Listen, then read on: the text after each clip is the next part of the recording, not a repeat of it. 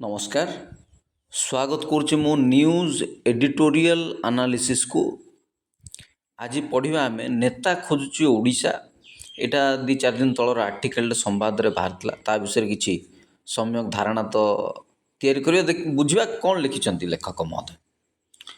Fakir Mohan महाविद्यालयर BEd छात्री सर्वसम्मुखें आत्मदाह घटना को नहीं आउ आग भली चर्चा कोलाहल नहीं। केउं परिस्थिति रे जड़े छात्री निज शरीर में निआं लगाईदेले आगुरी प्रस्तुत हो आसीथिले कि किए तांको हाथ में पेट्रोल धराइला जड़े बंधु को छाड़ी अन्य माने कहीं देखणाहारी साजिथिले एमिति अनेक प्रश्न उपर एजाए परदा हटिना। द्वितीयतः यही हृदय विदारक मुहूर्त जो माने साक्षी यही निंदनीय घटन जी जानतरे बा अजाणतरे अभियुक्त सेमानक पर्यंत तदंतकारी संस्था पहुँची पारिबो कि नहीं ता उपर मध्य प्रश्न चिन्ह लागिछि। ए कथा कुआଯାଇ ପାରିବ ଯେ आईनर फांदठाରୁ ସେମାନେ ଦୂରେଇ ରହିପାରନ୍ତି। ଜୀବନର ବଳକା ସମୟ ସେମାନଙ୍କର କିନ୍ତୁ ଅବଶୋଷରେ ବିତିବ ବା ଅନୁତାପର ନିଆଁରେ आहत होवा संभावना को एड़ाई दिया जाई न पाए। ए विषय तो मु किछि वीडियो भी करथिली मो मन कथा भी किछि कहिथिली जे ए सोमश्री जे काल हो गले बा आत्म पेट्रोल ढाली मरीगले तांको कथाटा को लेकिन प्रबल हट्टगोल भी है। विभिन्न प्रकार आंदोलन है, राजनीतिक झड़ तुम्बी तोफान उठिला। से विषय आ कौन बा अधिका चर्चा करिवाड़ी से तो मरी सारे। मु व्यक्तिगत भाव में किसी कथा भी कही आगु किसी वीडियो रे से कथा को चर्चा करवा नहीं आगो को बढ़िया। आम विचार रे यही घटनाटी व्यवस्था विरुद्ध एक चित्कार थिला जहाकू अवशिष्ट प्रभावशाली शुणी न शुणा भली रहिले बा जानी अजणा साजिले। परवर्ती समय गणमाध्यम राजनैतिक दलर स्वर एते प्रचंड है जे ता भूलिबार नुह। से विरोधी दलर नेता माने मुख्यमंत्री मंत्री को इस्तीफा दाबी करी कांध को कांध मिसाइले। सामाजिक संगठन भी ओडिशा बंद डाकरा दिगला। तदंतकारी संस्था राजनैतिक नेता चारि पाखे गणमाध्यम मालमाल कैमेरा घूरी बुलिला। सांबादिक माने बूम धरी गर्जिले। छापा गणमाध्यम पृष्ठा पृष्ठा खबर प्रकाश पाइला। ए समस्त को बली जाई सामाजिक गणमाध्यम क्रोधरे लाल पड़गला। नहीं गणमाध्यम तो हूँ आम चतुर्थ स्तंभ। एक कथा मैं कौन कह किए न जानी तेरे से दायित्व भी किसी अच्छी निष्ठार सहित से तुलाऊँ किंतु किछि किछि जगह एमती हुए प्रकृत सत्य को लुचाई देवार अपचेष्टा करा जाए। ये भी किछि नुआ कथा ना कारण मीडिया बर्तमान किछि हाथ गणती लोकों पाखे अच्छी जो मैंने किछि ना किछि को ना को पार्टी की से पृष्ठपोषक थी पारे। तो से पार्टी को बचापी हो कि अन्य जेकोसी कारण हो किछिटा पार्शियालिटी भी रहे बोलिकी मत लगे। तेज ठीक अच्छी से तो चली संस्था तांको तो जुग तो सैया राजनीति आम देखुं कौन हो न हो सब जिनसर से माध्यम लोक पाखे पहुँचे लोकंर समस्या पुणी से प्रशासनिक हूँ कि नेता मान पाखे पहुँचु तो से मैंने ही माध्यम साजिश। तेणु जहाँ से कहे मेसेंजर जहाँ कह से कथा स्वीकार करने ही पड़ो।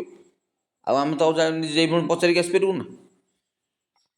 गोटे झील सहित घटी यही दुखद घटन प्रतिवादर स्वर को निरेखी देखा पर अप्रिय हेले भी दृढ़तार सहित कहिबारे द्विधा नहीं जे विरोध रे मुह भिन्न थिला। ब्यानर बदलीगला किंतु नाटक प्रायतः समान थिला। कौन कहले हाँ भिन्न द्विधा नहीं जे विरोधर मुह भिन्न थला ब्यानर बदलीगला किंतु नाटक प्रायतः समान थिला। एभली घटना को आद्य नुआ मध्य कहुए पारिबो नहीं। विगत सरकार रे बिना इतिश्री ममिता मामला आदि सरकार थिबा नेता माने और विरोधी कांग्रेस बा समान आचरण प्रदर्शन करते। ढग गोटे अच्छी कौन ढग जे जिमिति को सेमिति गोटे कथा अच्छी ढग डमाल सब तो जानते लोक मैंने जिमिति को सेमिति ये नुआ नुह कि से नुआ नुह सबु सो एका लाउर मंजी आ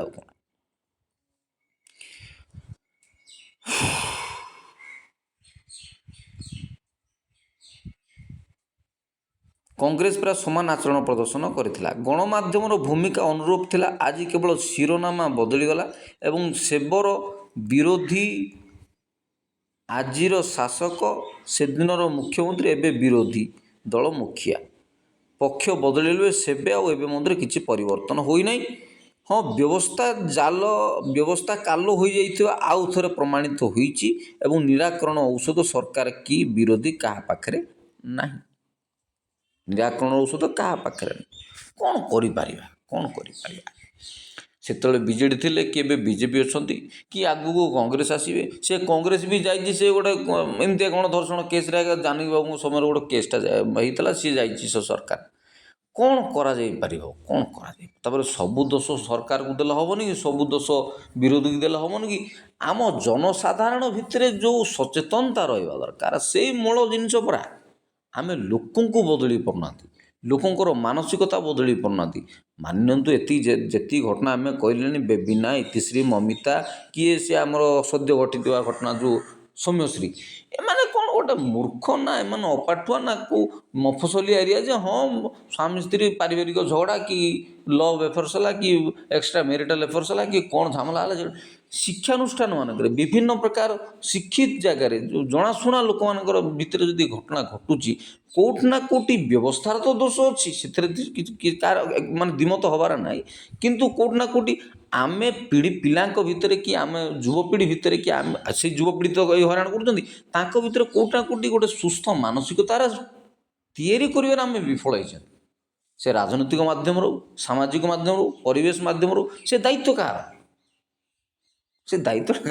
ସାମାଜିକ ପରିବେଶ ଏତେ କଳୁଷିତ, ସେ ପରିବେଶରେ ଆମେ ଲୋକଙ୍କ ମନରେ ଯଦି ସୁସ୍ଥ ମାନସିକତା ତିଆରି କରିପାରୁନାହାନ୍ତି, ହୁଏତ ତାର ନେତୃବୃନ୍ଦ ହେଇପାରନ୍ତି। ରାଜନୀତି ତ ସମାଜ ନୀତି, ସମାଜ ତ ରାଜନୀତି। ଧର୍ମ ରାଜନୀତି କିଛି ଫରକ ନାହିଁ।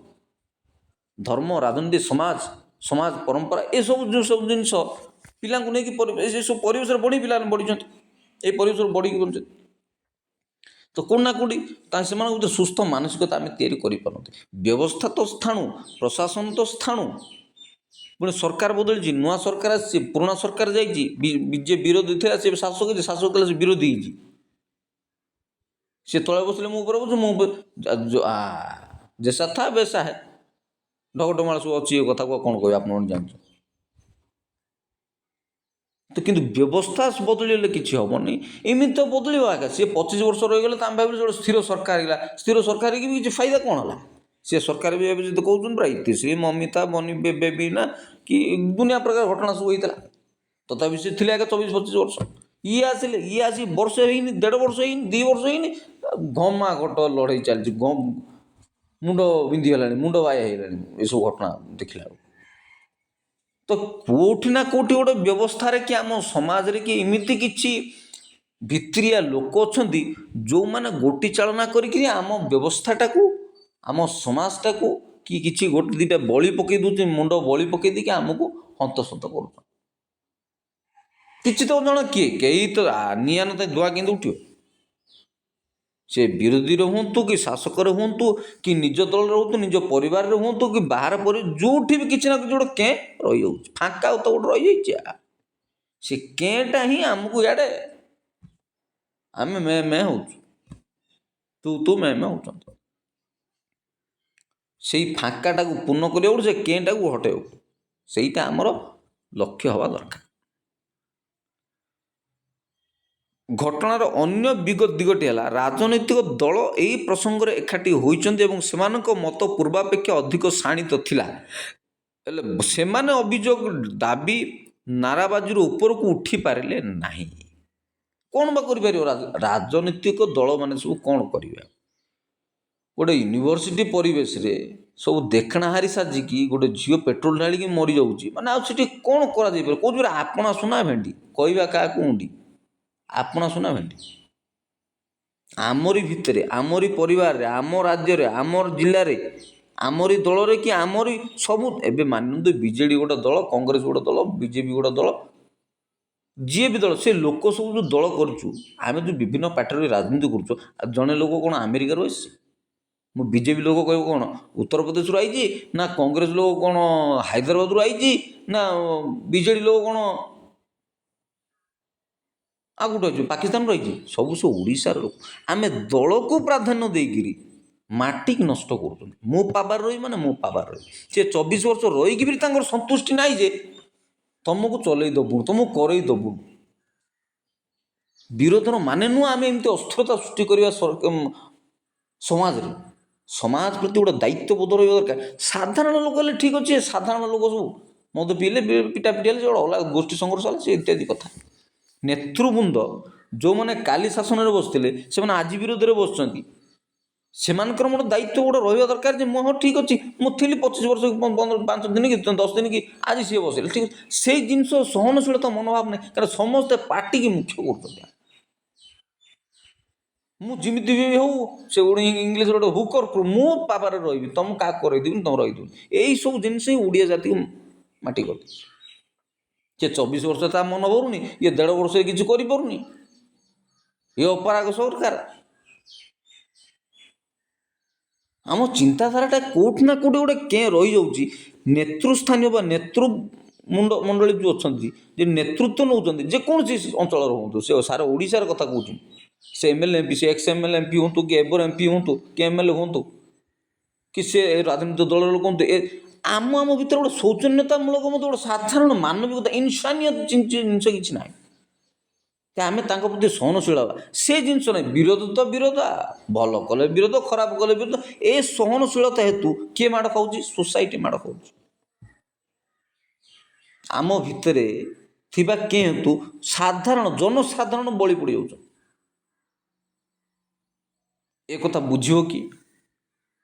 ମୁଁ ଆପଣଙ୍କୁ ବିରୋଧ କରୁଛି, ଭାଇ ଭାଇର କଳିରେ ତ ମା ବଳି ପଡ଼ିଯାଉଛି, ମା ବଳି ପଡ଼ିଯାଉଛି, ଭାଇ ଭାଇର କଳିରେ ମା ବଳି ପଡ଼ିଯାଉଛି। ଏ କଥା ଆମେ କାହାକୁ କହିବା? କପାଳରେ ସିନା କରତାଡ଼ିବା, ଏଇଥିପାଇଁ ଜନ ହସିବା। ହେଉଛି ପଡ଼ୋଶୀ ରାଜ୍ୟମାନଙ୍କର ଛୋଟ ମୋଟ ଦୁର୍ଘଟଣା ଘଟଣା ସବୁ ହେଉଛି।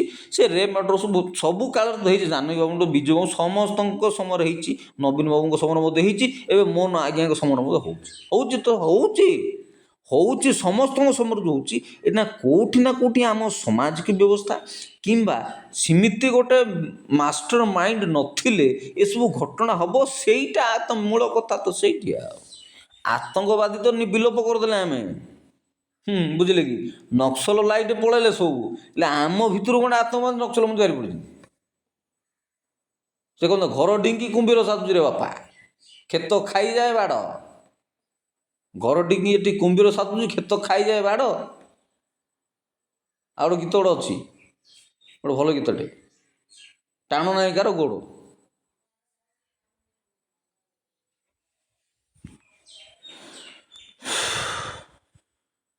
ରାଜନୀତିରେ ରୁଟି ସେକା ଛାଡ଼ି 24 ବର୍ଷ ଶାସନ ଥିବା ବିରୋଧୀ ଦଳର ମୁଖିଆ ନିଜର ବିଶାଳ ହୃଦୟ ଦେଖାଇବାରେ ଏକ ପ୍ରକାର ବିଫଳ ହେଲେ। ଆଉ କେଉଁଠି ବିଶାଳ ହୃଦୟ ଦେଖାଇବେ? 24 ବର୍ଷ ରହିଲେ ନା ତାଙ୍କ ମନ ଭରୁଛି, ନା ଆଗେ 24 ମାସ ରହିଲେ ଆଙ୍କ କଥା ଛାଡ଼ନ୍ତୁ। ଇଏ ତ ବର୍ତ୍ତମାନ ଗୁରୁଣ୍ଡି ଚାଲୁଛନ୍ତି, ଶିଖୁଛନ୍ତି। ସେ 24 ବର୍ଷ ରହିକି ତାଙ୍କର ବଦନାମ, ହଁ ଆମେ ରହିଲୁ 24 ବର୍ଷ, ଠିକ୍ ଅଛି, ଲୋକ ଆମକୁ ମନ ପସନ୍ଦ କଲେ, ଆମେ ଆଉ ଗାଦି ଛାଡ଼ୁ, ତମେ ଆସିଲ। ସେମିତି ଚିନ୍ତାଧାରା ନାହିଁ। ସେମିତି ଚିନ୍ତାଧାରା ହେଲେ ତ ଜାତି ଚାଲିବ, ଦେଶ ଚାଲିବ। ସବୁ ଭୋଟ ସର୍ବସ୍ୱ ରାଜନୀତି ଚାଲିଛି, ଭୋଟ ସର୍ବସ୍ୱ, ଆଉ କିଛି ନାହିଁ। କେଉଁ ସରକାର କାହାର କିଛି ଆନ୍ତରିକତା ନାହିଁ। ଇଏ ଆସିକି ହାମୁଡ଼େଇ ପଡ଼ୁଛନ୍ତି। ସିଏ 24 ବର୍ଷ ହେଇକି ତମେ କେଉଁ ଚଲେଇଦେବା ବାଲା, ତମେ ଚଲେଇଦବ, ଜିତିଗଲେ କ'ଣ ହେବ? ତମେ କ'ଣ ଚଲେଇଦବ? ସବୁ ତମେ ଚଲେଇବାର କେତେ ଔକାତ ତମର, ତମେ ଚଲେଇଦବ।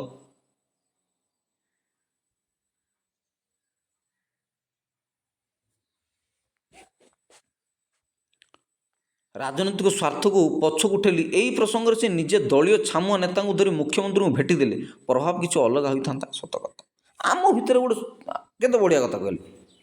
ସେ ନିଜର ସବୁ ତ ଆମ ପରିବାର ନା। ଶପଥ ପାଠ ଉତ୍ସବ ଗଲେ ମନ୍ତ୍ରୀ, ନବୀନ ବାବୁ ଗଲେ, କିଛି କଥା ନାହିଁ। ସେଭଳି ଲୋକଙ୍କ ସରକାର ଦାବି କରୁଥିବା ମୁଖ୍ୟମନ୍ତ୍ରୀ ମଧ୍ୟ ଏଭଳି ସମ୍ବେଦନଶୀଳ ମାମଲାରେ ବିରୋଧୀଙ୍କ ବିରୋଧକୁ ଏଡ଼ାଇ ସର୍ବଦଳୀୟ ବୈଠକ ଡାକି ମହିଳାଙ୍କ ସହିତ ଘଟୁଥିବା ଅମାନୁଷିକ ଘଟଣାର ପୂର୍ଣ୍ଣଚ୍ଛେଦ ପକାଇବାର ସାହସ ଦେଖାଇବାର ସୁଯୋଗ ହାତଛଡ଼ା କଲେ। ଗଣତନ୍ତ୍ର ସୌନ୍ଦର୍ଯ୍ୟ ଆଉ କ'ଣ କି? ଗଣତନ୍ତ୍ରର ସୌନ୍ଦର୍ଯ୍ୟ କ'ଣ?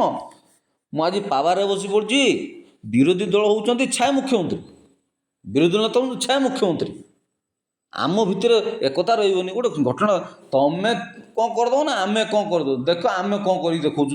ଆମ ଭିତରେ ଯେଉଁ ଏଇ କିଏ କ'ଣ ଦେଖିପାରିବ, ଏଇ ଯେଉଁ ଆମ ଭିତରେ କମ୍ପିଟିସନ୍ ମନୋଭାବଟା, ପ୍ରତିଦ୍ୱନ୍ଦିତା ମନୋଭାବଟା ଗଣତନ୍ତ୍ରକୁ, ସମାଜକୁ, ରାଜ୍ୟକୁ ତଳିତଳାନ୍ତ କରିଦେଉଛି, ପୁରା ଧ୍ୱଂସ ଆଡ଼କୁ ଠେଲି ଦେଉଛି। କଥା ବୁଝିଗଲେ? ଆମ ଭିତରେ ଏକତା ଦରକାର। ଏ ଜାତି ପରା ସେ ଅବଶ୍ୟ କହନ୍ତି ମଇଁଷି ସିଂହ ଫଟା ଜୁଝିଲା ବେଳକୁ ଗୋଟା। ଏ ଯେ ଫଟାଟା ଗୋଟା ହବାର ନାହିଁ ରେ ଭାଇ, ହବାର ନାହିଁ। କେଉଁଠି ଫଟା ଗୋଟା ହେଉଛି? ଫଟା ଗୋଟା କେଉଁଠି ହବାର ନାହିଁ। ଫଟାଟା ଆହୁରି ଫଟା ଏକା ହେଉଛି। ଦଳ ଭିତରେ ଦଳୀୟ କନ୍ଦଳ, ଦଳ ଭିତରେ ଦଳ, ନେତା ଭିତରେ ନେତା, ଦଳୀୟ କନ୍ଦଳ। ଆମେ ଅଛୁ ତ ଆମେ, ତମେ କ'ଣ କରିଦେବ, ଓ ତମର କେତେ ଔକାତ କରିଦେବ ଦେଖିଆ। ଆମ ଭିତରେ ଗୋଟେ ଯେଉଁ ମୂଲ୍ୟବୋଧର କଥା କୁହାଯାଉଛି, ସେଇ ଜିନିଷର ଟିକେ କ'ଣ ସେ ଇନସାନିୟତ ଜିନିଷ ନାହିଁ। ମଣିଷ ପଣିଆ ନାହିଁ ଆମ ଭିତରେ, ମଣିଷ ପଣିଆ ନାହିଁ। ଆମକୁ ଜଣାଥିଲେ ମଧ୍ୟ ଆମେ ସାହାଯ୍ୟ କରିବୁ। ତେଣୁ ଶାସ୍ତ୍ର କହିଲା ଯେ ସତ୍କର୍ମ କରି ଜାଣିକିରି ମଧ୍ୟ କରିବନି, ତାର ପାପ ହେବ। ସତ୍କର୍ମ ଜାଣିକିରି ମଧ୍ୟ ଜଣେ ନ କରୁଛି, ତାର ପାପ ହେଉଛି। ମୁଁ ଜାଣୁଛି ଏ ଜିନିଷ ଲୋକଟା ଆକୁ ଜଣା ନାହିଁ, ମୋତେ ଜଣାଉଛି, ମୁଁ ଟିକେ ସାହାଯ୍ୟ କରିବି, ସେଇଟା ତ କରିପାରୁନା। ତମେ ହେଇଛି ତ ତମେ ଚଲା, ମୁଁ ହେଇଛି ତ ମୁଁ ଚଲେଇବି। ସେ କଥା ଗୁଡ଼ା ତ ମୁଁ ଆଗରୁ ବି କହିଛି। ଯେମିତି ବାଜପେୟୀଙ୍କ ସମୟରେ ଥିଲା ସେମିତି, ଯେ ପିଭି ନରସିଂହ ରାଓ ସମୟରେ ବାଜପେୟୀକୁ ଜାତିଙ୍କୁ ପଠାଇ, ସେମିତି ଭଳିଆ ଜିନିଷ। ଆମ ଭିତରେ ଏକତା ନାହିଁ। ବିରୋଧୀ ଦଳର ବସ ତ ଠେଲା ଫୋପାଡ଼ା ଫୋପଡ଼ି ହେବ, ସେ ବିଧାନସଭାକୁ ରଣକ୍ଷେତ୍ର କରିବା। କ'ଣ ଏକତା ଆସିବ? ଏଇଥିରୁ ଆମର ଯେଉଁ ଯୁବପିଢ଼ି ଅଛନ୍ତି, ଆଗାମୀ ଯେଉଁ ପିଢ଼ି ଆସିବେ, ଆଜି ଯିଏ ଆଜି ଆସିଛୁ କାଲିର ନାଗରିକ କହନ୍ତି, ସେ ଆଜିର ପିଲାମାନେ ଯେଉଁ ପାଠୁଆ ପିଲାମାନେ କି କ'ଣ ଜାଣୁନାହାନ୍ତି ପିଲାମାନେ ସବୁ। ଏ ବିଧାନସଭାରେ କ'ଣ ହେଉଛି, ରାଜନୀତିକ କାଦୁଅ ଫୋପଡ଼ା ହେଉଛି, ରୁଟି ସେକା ହେଉଛି, ଏସବୁରୁ କ'ଣ ଥଟ୍ଟା, କ'ଣ ମେସେଜଟା ଆମ ମାନେ ୟଙ୍ଗ ଜେନେରେସନ୍କୁ ଯାଉଛି, ଯେଉଁମାନେ ସେ ଜିନିଷକୁ ହୃଦୟଙ୍ଗମ କରିକି ବୁଝିକି ଫିର୍ ତାଙ୍କ ପରବର୍ତ୍ତୀ ଜୀବନଟା ନିର୍ଦ୍ଧାରଣ କରୁଛନ୍ତି। ଆମେ ଏମିତି ହେବା କି ଆମେ ସେମିତି ହେବା। ସେ ପାର୍ଟି ଭିତରେ ଛାତ୍ର ନେତା ଅଛନ୍ତି, ପାର୍ଟି ଭିତରେ ଯୁବ ନେତା ଅଛନ୍ତି, ସେମାନେ କାହାଠୁ ଶିଖିବେ? ମତେ ଯାହା ଆଚରନ୍ତି ତଳ ବସିଆ କରନ୍ତି, ସାଧାରଣ ଲୋକ ସେୟା କରନ୍ତି। କଂଗ୍ରେସ ଜଣେ ଛାତ୍ର ନେତା ରେପ୍ କେସ୍ ଦର୍ଶନ କେସ୍ ଯାଇକରି ବନ୍ଧା ହେଇକି ପଡ଼ିଛନ୍ତି। ସବୁ ତ ଖାଲି ପ୍ରବୃତ୍ତି, ଗୋଟେ ନେତୃତ୍ୱ ସ୍ଥାନ ରହିକରି ମଧ୍ୟ ଗୋଟେ ଲୋକଙ୍କର, ସେ କର୍ଣ୍ଣାଟକର ସେ ଯେଉଁ କ'ଣ ଯେ 2 ଦିନ ତଳେ ତ ପେପର ବାହାରିଥିଲା, କର୍ଣ୍ଣାଟକର ଜଣେ କ'ଣ ସେଟା କ'ଣ ନାଁଟା ମୋର ମନେ ପଡ଼ୁନି, ସେ ଗୋଟେ ବଡ଼ ଜଘନ୍ୟ କାଣ୍ଡ କରୁଛନ୍ତି ସେ କର୍ଣ୍ଣାଟକ। ସେ ବି ଗୋଟେ ରାଜନୈତିକ ପରିବାରର ଲୋକ। ବଳାତ୍କାର ରେପ୍ କେସ୍ ବନ୍ଦ ହେଇକି ଯାଇଛନ୍ତି, ଜେଲ୍ ହେଇଗଲେଣି ତାଙ୍କୁ। ସେ ଦେବଗୌଡ଼ା ନା କ'ଣ ମନେ ପଡ଼ୁନି ତାଙ୍କର, ତାଙ୍କ ଫ୍ୟାମିଲି ଗୋଟେ ପିଲାଟେ। ଏସବୁ ଜିନିଷ ହେଲେ କ'ଣ ଶିଖିବା ଆମେ? କ'ଣ ମେସେଜ ଯିବ ସୋସାଇଟିକି? କ'ଣ ଶିଖିବେ ଲୋକ? କ'ଣ ଚର୍ଚ୍ଚା କରିବେ ଆମ ବିଷୟରେ? ଆଦର୍ଶର ଲଢ଼େଇ ନାହିଁ, ବିଚାରଧାରା ଲଢ଼େଇ ନାହିଁ। ଖାଲି ସିଟ୍ ତୁ ନେବୁ ନା ମୁଁ ନେବି, ପାୱାର ତୁ ନେବୁ ନା ମୁଁ ନେବି, ଏଇଥିରେ ଟଣାଟଣି। ହଉ ଠିକ୍ ଅଛି, ମୋ ନାଗେ ଆମର ନୂଆ ଲୋକ, ଅଭିଜ୍ଞତା ନାହିଁ, ନବୀନ ପଦକ୍ଷେପ ନେଲେ କି ବିଜେଡ଼ି ପଦକ୍ଷେପ ନେଲେ, ଚାଲ ସବୁ ମିଶିବା, ଆମ ସର୍ବଦଳୀୟ ବୈଠକ ଡାକିବା, ଚାଲ ସେ ଜାଗାକୁ ଯିବା। କ'ଣ ହେଇଯିବ? ଏବିଭିପିର ଝିଅ ସିଏ, ଏବିଭିପିର ପିଲା ସେମାନେ। ମୁଁ କହୁଛି ଘର ଟିକି କୁମ୍ଭୀର ସାଜିଛି, କ୍ଷେତ ଖାଇଯାଏ ବାଡ଼। ଆପଣ ଶୁଣନ୍ତୁ ଭେଣ୍ଡି କାହାକୁ କହିବା? କାହାକୁ ଆଗରୁ ଗୁହାରି କରିବା? ତା ମାନେ ଏମିତି କିଛି ମାଷ୍ଟର ମାଇଣ୍ଡ ଅଛନ୍ତି ଯେଉଁମାନେ ସରକାରକୁ ଅଠାକାଠିରେ ପକାଇ ଚମ୍ପ, ଅଡ଼ୁଆରେ ପକାଇ ଚମ୍ପ। ବିରୋଧୀ ବେଳେ ତ ହେବନି, ବିରୋଧୀ ଲୋକର ତ ବିରୋଧୀ କେତେବେଳେ ହେଲା? ଏବିଭିପିର ଷ୍ଟୁଡେଣ୍ଟ ସେମାନେ, ସେ ବିଜେପିର ତାଙ୍କ ୱିଙ୍ଗସଟା ତାଙ୍କ ଗୋଟେ ଡେଣା ଥିଲା, ତାଙ୍କର ତ ଦଳ କେଉଁଠି ନା କେଉଁଠି ଅଡ଼ୁଆ ରହୁଛି। ଭିତରେ ଜଣେ ଅଛି, ଉପରେ ଜଣେ ଦିଶୁଛି, ଏମିତି ବି ହେଇପାରେ। ଉପରେ ଥିର ପାଣି ଦିଶୁଛି, ଭିତରେ କାଦୁଅ ଅଛି।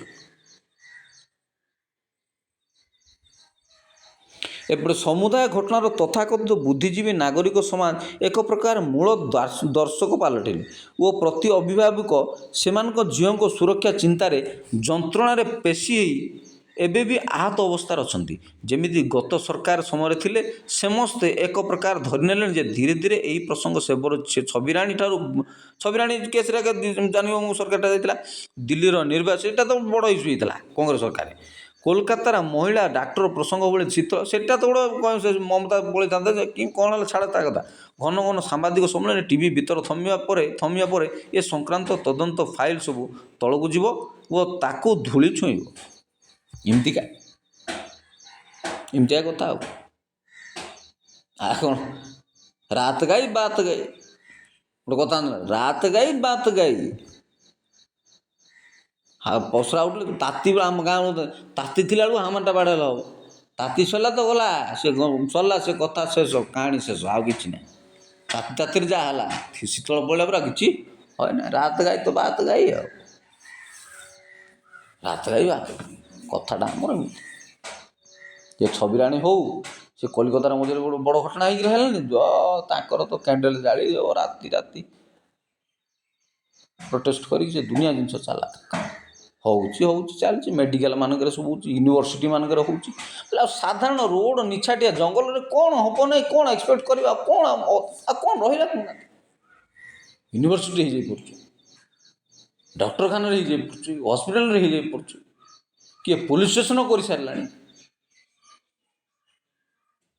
ପୋଲିସ ହେଇ କରିସାରିଲାଣି, କିଏ ମେଡ଼ିକାଲରେ କରିସାରିଲାଣି, କିଏ ବଜାରରେ କରିସାରିଲାଣି।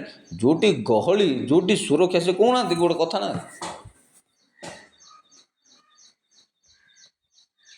ଘର ନେଇ କୁମ୍ଭୀର ତ ସତ କଥା ଯେ, ଯିଏ ପୁଣି ସୁରକ୍ଷା ଦେଉଛି ସିଏ ପୁଣି ଯଦି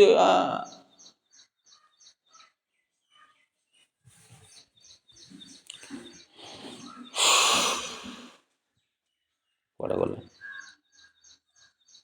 ଟିଭି ବିତର୍କ ଥିବାରୁ ଏ ସଂକ୍ରାନ୍ତ ତଦନ୍ତ ପାଇଛୁ ତଳକୁ ଯିବ ଓ ତାକୁ ଧୂଳି ଛୁଇଁବ।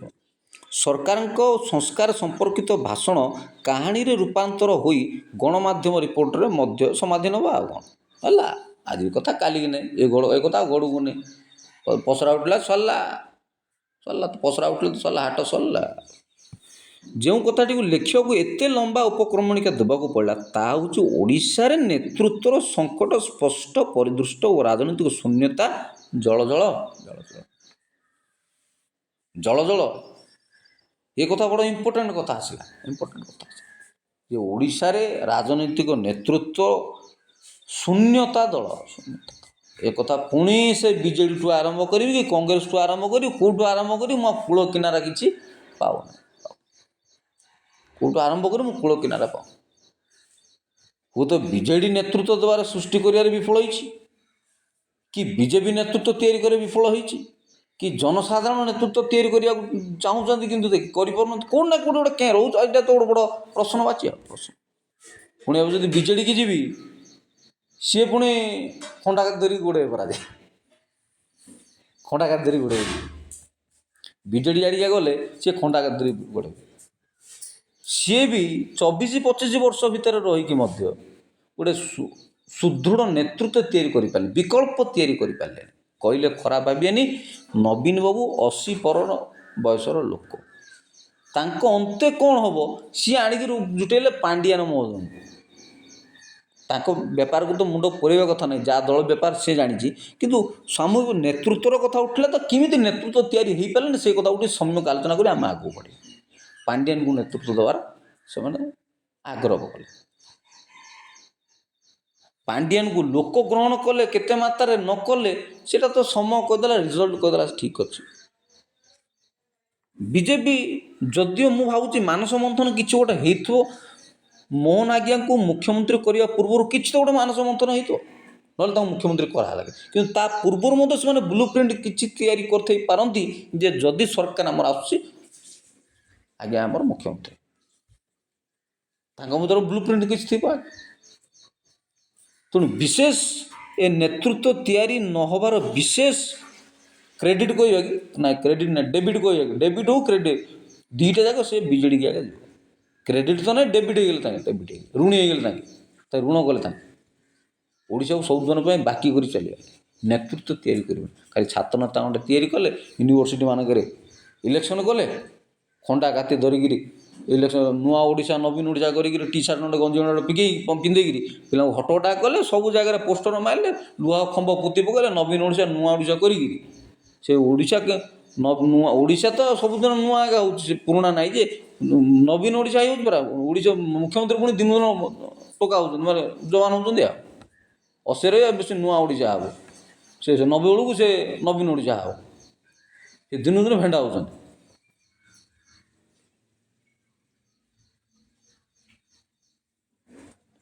ଇଏ ଅନ୍ଧ ଦେଶରେ ଦର୍ପଣ ବିକି ଭଳିଆ କଥା। ଆଉ ସେଇ ନେତୃତ୍ୱ ତିଆରି କରିପାରିଲେ ନାହିଁ, ବିକଳ୍ପ ତିଆରି କରିପାରିଲେ ନାହିଁ। ଛୋଟିଆ ଏକ୍ଜାମ୍ପଲ୍ ଦେଉଛି, ମଧ୍ୟପ୍ରଦେଶରେ ଶିବରାଜ ସିଂ ଚୌହାନ ମୁଖ୍ୟମନ୍ତ୍ରୀ ହେଲେ ଦୁଇଥର ତିନିଥର, ପୁଣି ପାର୍ଟି ଯେତେବେଳେ 3-4 ଥର ରେଗୁଲାର ଜିତିକି ଆସିଲା ପାର୍ଟି ତାଙ୍କ ସ୍ଥାନକୁ ବଦଳିକି ଅନ୍ୟ ଲୋକ ବସାଇଥିଲେ। ଆମେ ବିକଳ୍ପହୀନ ହେବାଟା ସବୁଠୁ ବଡ଼ ଦୁର୍ବଳତା ଆମର। ବିକଳ୍ପ ନାହିଁ ଆମର, ସେ ଗୋଟେ ତ ତା ଛଡ଼ା କିଛି ସୀମିତ ହେଲେ ତ ବିକଳ୍ପ। ଗଣତନ୍ତ୍ର କ'ଣ ଏକଛତ୍ର ବା ବ୍ୟକ୍ତିଗତ ଗୋଟେ ବ୍ୟକ୍ତିର ବେଶୀ ଭ୍ୟାଲୁ ହେଲେ ହେବ କି? ଗଣତନ୍ତ୍ର ହେଲେ କେମିତି? ଗଣତନ୍ତ୍ର ପରା ଆଜି କାଲି ସିଏ ଆସିବ, ଆଜି ସିଏ ଅଛି କିଏ? ମୁଁ ଆନ୍ଧ୍ର କଥା କହୁଥିଲି ପରେ ଗଲା ଭିଡ଼ିଓ ମାନଙ୍କରେ 5 ବର୍ଷ ସିଏ ରହିଲେ, ଜଗନ ହେଲା, ସିଏ ଚନ୍ଦ୍ରବାବୁ ନାଇଡ଼ୁ, ସିଏ ଆଉ କି ପଳାଏ। ଆଉ ଯେଉଁ କଂଗ୍ରେସ ବିଜେପି ତ ଅଛନ୍ତି ତାଙ୍କ ନେତୃତ୍ୱ ତିଆରି କରିପାରନ୍ତି, ଆସୁନାହାନ୍ତି। ଲୋକ ଦେଖୁଛନ୍ତି ଯେ କେତେ ଦିନ ଲୋକ ଦେଖୁଛନ୍ତି? ଗୋଟେ 90 ବର୍ଷର ବୁଢ଼ାକୁ ଲୋକ ଦେଖୁଛନ୍ତି? ଯେ ଚାଲିପାରୁନି ହଲିପାରୁନି ତାକୁ ଲୋକ ଦେଖୁଛନ୍ତି? ଆପଣ ଯବାନ ପିଲା ଗୋଟେ ନେତାକୁ ବିକଳ୍ପ ତିଆରି କରିପାରୁନାହାନ୍ତି? ହେଲା କିଏ ସଂଗଠନୀୟ ସମ୍ପାଦକ ହେଲା, ଇଏ ହେଲା, ଆରେ କ'ଣ ହେଲେ କ'ଣ ହେଲା? ତୁମେ ନେତୃତ୍ୱ ତିଆରି କରିବାରେ ବିଫଳତା ହେଲା। ଆଉ କୌଣସି ତୁମେ ସହ ଆତ୍ମସମୀକ୍ଷା କେଉଁଠି ନା କୌଣସି ଭାବରେ ତୁମେ ଯେଉଁ ପାଣ୍ଡିଆ ନାଗି ଦଳ ଦାୟିତ୍ୱ କୌଣସି ନା କୌଣସି ମାଧ୍ୟମରେ ଲୋକଙ୍କର ମନ ପାଇଲାନି, ତୁମେ ନେତୃତ୍ୱ ତିଆରି କରିବାରେ ହିଁ ବିଫଳ ହେଲା। 24 ବର୍ଷ ସରକାର କରିକି ତୁମେ ବିଫଳ ହେଲା, ନେତୃତ୍ୱ ସୃଷ୍ଟି କରିପାରିଲ ନାହିଁ। ଟୋକାକୁ ଖାଲି ଗାଡ଼ି ଗୁଡ଼ା ରାଲି କରିକି ବୁଲିକି ମଦ ଖୋଇକି ଗଲେ ସେଟା ନେତୃତ୍ୱ ନୁହଁ। ବଡ଼ ବହୁତ ସାମ୍ବାଦିକ ମାନେ କୁହନ୍ତି ଯେ ତାଙ୍କର ବିଚାରଧାରା ବୋଲି କିଛି ନାହିଁ ବିଜେଡ଼ିର। ଆଜି କହୁଛି କଂଗ୍ରେସ ପରିସ୍ଥିତି ଏମିତି ହେଲା ଯେ କଂଗ୍ରେସ ସହିତ ମେଣ୍ଟ କରି ବସିଲେଣି, ସମୟ ଥିଲା ବିଜେପି ସହିତ ମେଣ୍ଟ କରି ବସିଥିଲେ।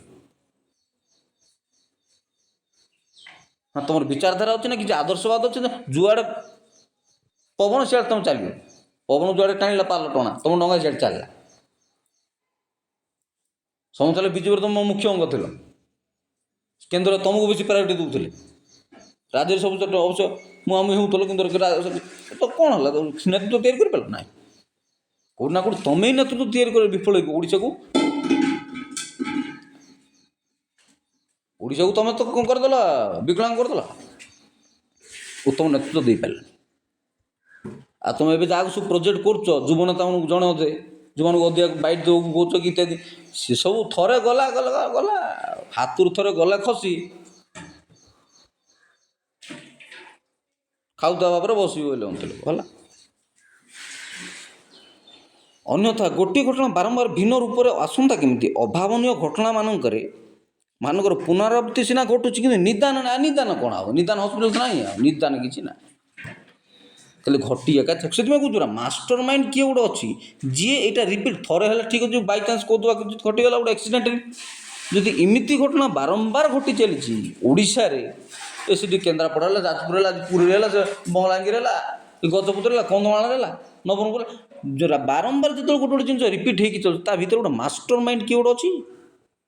ହେଇପାରନ୍ତି ସେଟା କେଉଁ ବ୍ୟକ୍ତିବିଶେଷ, ହେଇପାରନ୍ତି ଗୋଟେ ଦଳ, ହୋଇପାରନ୍ତି ଗୋଟେ ଗୋଷ୍ଠୀ, କିଛି ହାତ ଗଣତି କିଛି ମୁଣ୍ଡ ଅଛନ୍ତି କିଛି, ଯେଉଁମାନଙ୍କ ପାଇଁ ଏ ଘଟଣା ବାରମ୍ବାର ବିଜେଡ଼ିର ହେଉଥିଲା, ବିଜେପିର ହେଉଛି, କି କଂଗ୍ରେସରେ ବି ହେଇନଥିଲା, କିନ୍ତୁ ଛବିରାଣୀ ହତ୍ୟା ଜାଣୁ ସରକାର ସେଥିପାଇଁ ଗଲା। ଅଛି କେମିତି ମୁଣ୍ଡ ଯେଉଁ ହେଲା ମନିଟରିଂ କରୁଛନ୍ତି, ସେମାନେ ମାଷ୍ଟର ମାଇଣ୍ଡ ଅଛନ୍ତି, hidden master mind, hidden camera କିଛି ଦେଖୁଛି। ଖାଲି ନିଦାନ କିଛି ନାହିଁ, ଆଉ ସଲ୍ୟୁସନ୍ କିଛି ନାହିଁ, ଖାଲି ସମସ୍ୟା ପରେ ସମସ୍ୟା। ଆଜି ଘଟଣା ଘଟିଲା, ସରିଲା, ସକାଳ ପାଇଲେ ଆଉ ଗୋଟେ ନୂଆ କଥା, ରାତ ଗାଈ ଭଳିଆ ହେଇଛି। ଏହି ପ୍ରସଙ୍ଗଟି ଭାତ ହାଣ୍ଡିରୁ ଗୋଟିଏ ମାତ୍ର ଥିଲା ମଞ୍ଜ କଥାଟି ହେଲା, ଜୀବନ ଯନ୍ତ୍ରଣା ଧୀରେ ଧୀରେ ଏତେ ଉତ୍କଟ ହେଲାଣି ଯେ ପଡ଼ା, ଗ୍ରାମ, ସହର ସମସ୍ତେ ନେତୃତ୍ୱର ପରାକାଷ୍ଠା ଉପରେ ପ୍ରଶ୍ନ ଚିହ୍ନ ଆଙ୍କିବେନି ଯେ ଆଉ କେମିତି। ସମସ୍ତଙ୍କ ଆଖିରେ ଥିଲେ ନବୀନ ବାବୁ ଜିନ୍ଦାବାଦ। ନବୀନ ବାବୁ ଏମିତି ବ୍ୟକ୍ତିତ୍ୱ ଥିଲେ ଯେ ତାଙ୍କ ଉପରେ ଆସ୍ଥା ଲୋକ 24-25 ବର୍ଷ ରଖିଲେ। କେତେ ଘଟଣା ଘଟିଗଲା। ଆଉ ତାଙ୍କର ଗୋଟେ ପ୍ଲସ୍ ପଏଣ୍ଟ ହେଲା ବିଜେଡ଼ିର, ସିଏ ପ୍ରଶାସନକୁ ମୁଣାରେ ପକାଇ ରଖିଲେ। ଆଉ ପ୍ରଶାସନ ତାଙ୍କ ବୋଲ ମାନିକି ଚାଲିଥିଲା, ବୋଲ ମାନି। ଏଇ ସରକାର ଆସିଲା ପରେ ବିଜେପି ସରକାର ପ୍ରଶାସନକୁ ହାତେଇବାକୁ, ପ୍ରଶାସନକୁ ବାଟକୁ ଆଣିବାକୁ ବା ନିଜ ସପକ୍ଷରେ ଆଣିବାକୁ ତାଙ୍କୁ ବହୁତ ଦମ ଜବାବ ପଡ଼ୁଛି, ନାକେ ଦମ କରିସାରିଲେଣି। ତାକୁ ପ୍ରଶାସନ ଆକୁ ଡରୁଛନ୍ତି, ନେତୃବୃନ୍ଦକୁ ଡରୁଛନ୍ତି, ପ୍ରଶାସନ ନେତୃବୃନ୍ଦକୁ ଡରୁଛନ୍ତି। ୟାର ବି ଗୋଟେ ପଲିଟିକ୍ସ, ୟାର ବି ଛକାପଞ୍ଝା ଚାଲିଛି। ପ୍ରଶାସନ ଆଉ ଶାସନ ବ୍ୟବସ୍ଥା, କାର୍ଯ୍ୟପାଳିକା ନ୍ୟାୟପାଳିକା ଯେଉଁ 3-4ଟା ଯେଉଁ କଥା ଅଛି, ଏ ପ୍ରଶାସନ ବି ରାଜନୈତିକ ସରକାରକୁ ଡରୁଛନ୍ତି। ଆମ ଛଡ଼ା ତୁମେ କ'ଣ କରିଦେଇପାରିବ, ଏଇଟା ବି ଗୋଟେ କଥା। ମୁଁ ମୋର ଚିନ୍ତାଧାରାରୁ ଯାହା ଅନୁମାନ କରୁଛି ମୁଁ ସେ କଥା କହୁଛି। କିଛି ମାତ୍ରାରେ ତ ସତ ବୋଲି ମୋତେ ଲାଗୁଛି। ମୁଁ ଯେଉଁ ପରିଦୃଶ୍ୟ ମୋର ଯାହା ଆଖି ଦିଶୁଛି କେତେ ଘଟଣାର ପ୍ରଶାସନ ବି ୟାକୁ ଓଡ଼ିଆରେ ପକାଇବାକୁ ଚାହୁଁନି। ତେଣୁ ପ୍ରଶାସନର ସ୍ଥାଣୁତା ମଧ୍ୟ ଏ ଗୁଡ଼ାଏ ଘଟଣାରେ କିଛି ମାତ୍ରାରେ ପ୍ରଶ୍ରୟ ଦେଉଛି ଘଟଣା ସବୁ ହଉ ବୋଲି। ଆମେ ଆଖି ଅଛି ସବୁ ଦେଖୁଛୁ ତ ତିନି ମାଙ୍କଡ଼ ଗାନ୍ଧୀର ତିନି ମାଙ୍କଡ଼ ଆଖି ଅଛି ଦେଖୁନି, କାନ ଅଛି ଶୁଣୁନି, ପାଟି ଅଛି କହୁନି, ସବୁ ଦେଖୁଛୁ କିଛି ଶୁଣୁନି, ସବୁ ଶୁଣୁଛୁ କିଛି ଦେଖୁନି। ଦେଖି ଶୁଣିକି ମୋତେ କିଛି କହୁନି, ଯାଟା ତ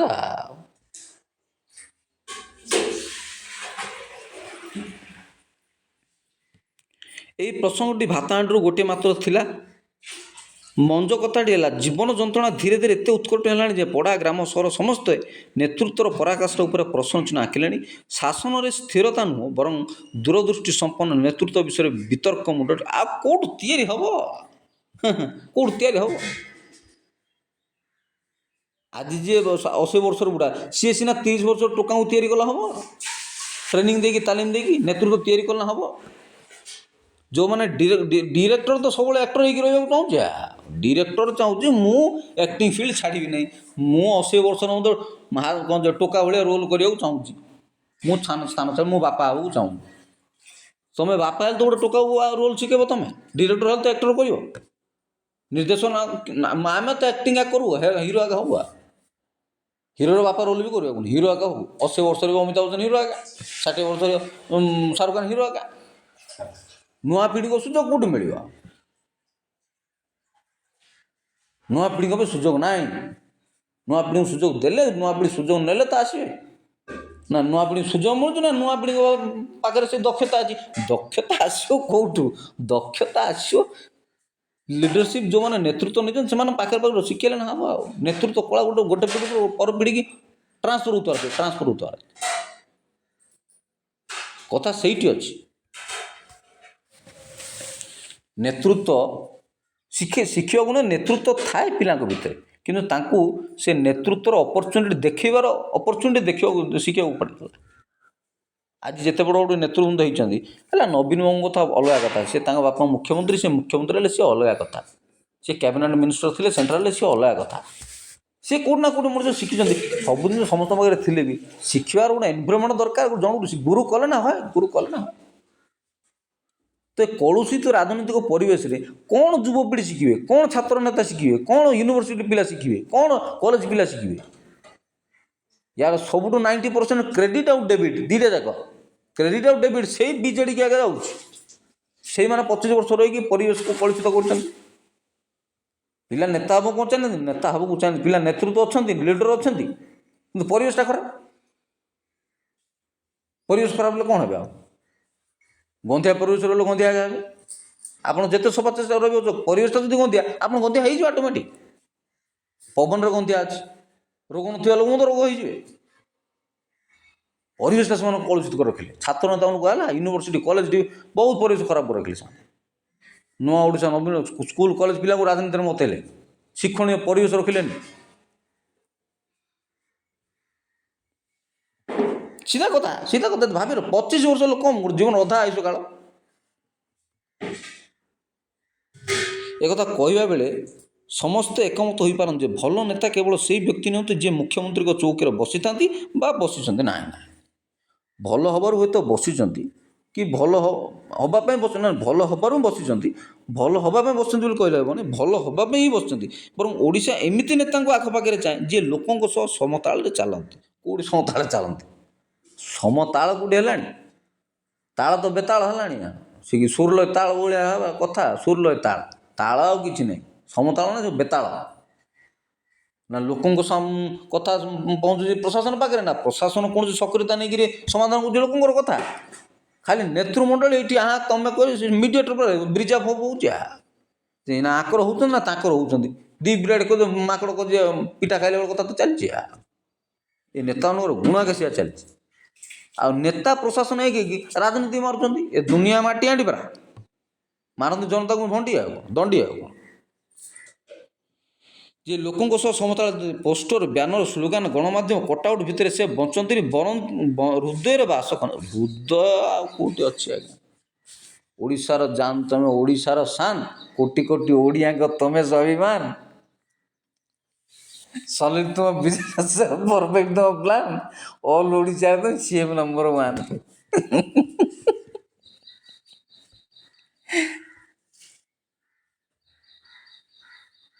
ଗୀତଟା ରହିଲା, ଗୀତଟା ସବୁଦିନ ପାଇଁ ମନେ ରହିବ, ଲୋକଙ୍କ ମାଇଣ୍ଡ ରହିଲା। ଇମାନ ଭାଇ ଆମର ବଢ଼ିଆ ଗାଇଦେଲେ, ଆମେ ସମସ୍ତଙ୍କର ମନେ ରହିବ ଗୀତଟା। ନବୀନକୁ ତ ସମସ୍ତେ ଝୁରିଆ, ଗୁଡ଼ାଏ ଲୋକ କାନ୍ଦ କଟା କରି ପକେଇଲେ, ସିଏ ପଳେଇଲା ହାରିଯିବାରୁ। ସେମିତି କଥା, ହୃଦୟର ମୌଡ଼ମଣି ଥିଲେ, ଲୋକ ତାଙ୍କୁ ଭଲ ପାଉଥିଲେ। କିନ୍ତୁ କଥାଟା ହେଉଛି ନେତୃତ୍ୱ ତିଆରି କରିବାରେ ମାନେ ବିଫଳ ହେଇଛନ୍ତି କୌଣସି ନା କୌଣସି ଭାଗ। ବିଜେଡ଼ି 25 ବର୍ଷ ରହିକି ସେମାନେ ଭାବୁଛନ୍ତି ଆମେ ପାର୍ଟି ପାଇଁ କାହିଁ ତିଆରି କରିବା, ପାର୍ଟି ପାଇଁ ନବୀନ ବାବୁ ଥିଲେ ଯଥେଷ୍ଟ। କିନ୍ତୁ ଓଡ଼ିଶା କେଉଁଠି କାହାକୁ ଚାହୁଁଛି? ତିନିଟା ଦଳ ବିଜେଡ଼ି, କଂଗ୍ରେସ, ବିଜେପି, ଏଇ ତିନିଟା ଦଳ ପାଇଁ ତ ଓଡ଼ିଶା ଚାଲିଛି। ପାର୍ଟିର ନେତା ନୁହନ୍ତି ସେମାନେ, ରାଜ୍ୟର ନେତା, ଅଞ୍ଚଳର ନେତା। ଏମ୍ଏଲ୍ଏ ଜଣ ହେଉଛନ୍ତି କି ଏମ୍ପି ଜଣ ହେଉଛନ୍ତି, ସେ ଗୋଟେ ନିର୍ଦ୍ଦିଷ୍ଟ କେଉଁ ଗାଁର, କିନ୍ତୁ କିଏ ନେତୃତ୍ୱ? ସାରା ଅଞ୍ଚଳ ପାଇଁ ସେମାନେ ନେତୃତ୍ୱ ଦେଉଛନ୍ତି। ତେଣୁ କୁହନ୍ତି କିଏ ଗୋଟେ କାଳ ଇଏ କୁହନ୍ତି ୟାଙ୍କ ସ୍ଥାନ କିଏ ପୂରଣ କରିପାରିବେ, ଏମିତି କୁହନ୍ତିନି? ସେଇଭଳି କଥା। ଆମେ ନେତୃତ୍ୱ ତିଆରି କରୁ, ଆମ ଭିତରେ ଟଣା ଅଟରା ହେଇକିରି ଆମେ ନେତୃତ୍ୱ ତିଆରି କରିବାକୁ ବିଫଳ ହେଇଛୁ। କୁହନ୍ତୁନି ଆମ ଭିତରେ ଟଣା ଅଟରା।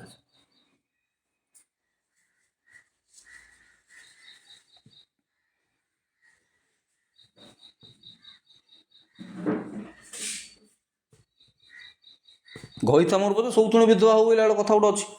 ଘଇତା ମୋରୁ ସୌତୁଣୀ ବିଧବା ହଉ, ତୁ ନ ହ କି ମୁଁ ନ ହ, ଯିଏ ହଉଛି ହଉ, ଦି ସୌତୁଣୀ ଗଣ୍ଡୋଳେଇ ଘଇତାକୁ ମାରିଦେବ, ସେଇଭଳିଆ କଥା ତ। ଆଉ କ'ଣ? ଅତଏବ ଓଡ଼ିଶା ରାଜନୀତି ମଇଦାନରେ ନୂଆ ମୁହଁ ନୁହେଁ, ବରଂ ୱାର୍ଡ଼ ସଭ୍ୟଠାରୁ ଆରମ୍ଭ କରି ବିଧାନସଭା, ଲୋକସଭା ଯାଏ ସବୁଠି ଏମିତି ନେତା ଦରକାର ଯିଏ ଓଡ଼ିଆଙ୍କ ମନ, ମାଟି ଓ ଆତ୍ମା। ଲେଖାଟା ଆଜ୍ଞା ଲେଖାଟା ସେମିତି ନେତା କେଉଁଠି ତିଆରି ହେବେ? ସେ ଲୋକଙ୍କ ହୃଦୟରେ ଥିଲାବେଳେ ନେତା କେଉଁଠି ତିଆରି ହେବେ? ତିଆରି ହେବେ, ଅଛନ୍ତି, କିନ୍ତୁ ପରିବେଶ ସେମିତି ମିଳିବା ଦରକାର, ତାଙ୍କୁ ଅପରଚ୍ୟୁନିଟି ସେମିତି ଥିବା ଦରକାର। ଅଛନ୍ତି, ଭଲ ଲୋକ ନାହାନ୍ତି କି? ନେତୃତ୍ୱ ସେତେବେଳେ ଭଲ ହେଇପାରିବ ଯେତେବେଳେ ଲୋକ, ପରିବେଶ ତାଙ୍କ ଅନୁକୂଳ ହେଲେ ସେମାନେ ଲିଡରସିପ୍ ଆସିବେ। ଠେକୁଆ ଆଗ ଯାଇକି ଶୋଇପଡ଼ିଲା, କଇଁଛ ଯୋଉ ତ ବହୁତ ସମୟ ଲାଗିଲା। Slow and steady win the race, ଠିକ୍ ଅଛି, ଠିକ୍ ଅଛି। କିନ୍ତୁ ଠେକୁଆ ଭଳିଆ, ଠେକୁଆ ସହିତ ସମତାରେ ଚାଲିପାରିବ କି? କଇଁଛ ଚାଲିପାରିବ? ଠେକୁଆ ଶୋଇପଡ଼ିଲା ବୋଲି ସିନା କଇଁଛଟା ଜିତିଗଲା। ଠେକୁଆ ଯଦି ଧାଇଁବ ଯାଇକି, ଯଦି ସେ ଫ୍ଲାଗ୍ ପାଖରେ ପହଞ୍ଚିବ, କଇଁଛ ଜିତିପାରିବ? କଇଁଛର ତାଳରେ କଇଁଛ ଚାଲିବ, ଠେକୁଆର ତାଳରେ ଠେକୁଆ ଚାଲିବ। ସମସ୍ତଙ୍କୁ ସମାନ କଲ, ପରିବେଶଟା ସେମିତି ଥିବା ଦରକାର। ପରିବେଶଟା ସେମିତି ଥିଲେ ହିଁ ଲୋକ। ବରଗଛ ତଳେ ଛୋଟ ଛୋଟ ଗଛ ଗୁଡ଼ା ବଞ୍ଚି ପାରନ୍ତିନି। କବକ ଆଜି ରାତି ହେଇକି ସକାଳୁ ଫୁଟିଯିବ, ସରିଲା, ସନ୍ଧ୍ୟାବେଳକୁ ନଥିବ। ବରଗଛ ପାଇଁ ବହୁତ ସମୟ ଲାଗେ। ଆଉ ନେତୃତ୍ୱ ତ ଯାହାର ଯେମିତି ବ୍ୟାକ୍ଗ୍ରାଉଣ୍ଡ ଅଛି, ବିଭିନ୍ନ ପରିବାରର ଲୋକ, ଆମେ ସେତିକି। ସେଇ ତ ମୁଁ ଉନ୍ନତ ଓଡ଼ିଶାରେ ମେରିଟ୍କୁ କ୍ରେଡ଼ିଟ୍ ଦେବା କଲଚର ତ ନାହିଁ। ଆଉ ସେଥିପାଇଁ ଅନେକ ପ୍ରଭାବଶାଳୀ ଲୋକମାନେ, ଅନେକ ପ୍ରତିଭାଶାଳୀ ପିଲାମାନେ ଆମ ଆଖି ଆଗରେ ଥିଲେ ମଧ୍ୟ ସେମାନେ ଅଣଦେଖା ହେଉଛନ୍ତି। ଆମେ ନେତୃତ୍ୱ କ'ଣ ତିଆରି କରିବା? ଆମେ ମେରିଟ୍କୁ ପୁରା କ୍ରେଡ଼ିଟ୍ ଦେବା କଲଚର ନାହିଁ ଓଡ଼ିଶାରେ। ମାଛକୁ କହିବା ଗଛରେ ଚଢ଼େ, ମାଙ୍କଡ଼କୁ କହିବା ପାଣିରେ ପହଁରେ। ଆମ ସିଷ୍ଟମଟା ସିଏ ପରା। ନେତାର ପୁଅ ଆଗେ ନେତା ହେବ, ମନ୍ତ୍ରୀ ପୁଅ ଆଗେ ମନ୍ତ୍ରୀ ହେବ, ସିଙ୍ଗର ପୁଅ ଆଗେ ସିଙ୍ଗର ହେବ, ଆକ୍ଟର ପୁଅ ଆଗେ ଆକ୍ଟର ହେବ। ଯେମିତି ଘର ପିଲା ସିଏ ତ ଗୋଟେ ଅଲଗା ପାଠ, ଯେମିତି ଘର ପିଲା ସେମିତି ହେବେ, ସେଟା ତ ଅଲଗା। ଭାଟଘର ପୁଅ ଭାଟୁଆ, ପାଠଘର ପୁଅ ପାଠୁଆ, ନାଟଘର ପୁଅ ନାଟୁଆ, ସିଏ ତ ଅଲଗା ପାଠ। କିନ୍ତୁ ଯେଉଁ ପିଲା ବି ପ୍ରତିଭାଶାଳୀ କି ନେତୃତ୍ୱ ନେବାକୁ ଆସୁଛନ୍ତି ବିଭିନ୍ନ ବ୍ୟାକ୍ଗ୍ରାଉଣ୍ଡରୁ, ସେମାନଙ୍କୁ ମଧ୍ୟ ଲିଡର ହେବାକୁ ସୁଯୋଗ। ତମ 14 ପୁରୁଷରେ କିଏ ହେଇଥିଲା କି? ନେତୃତ୍ୱ କେମିତି ହେଲା?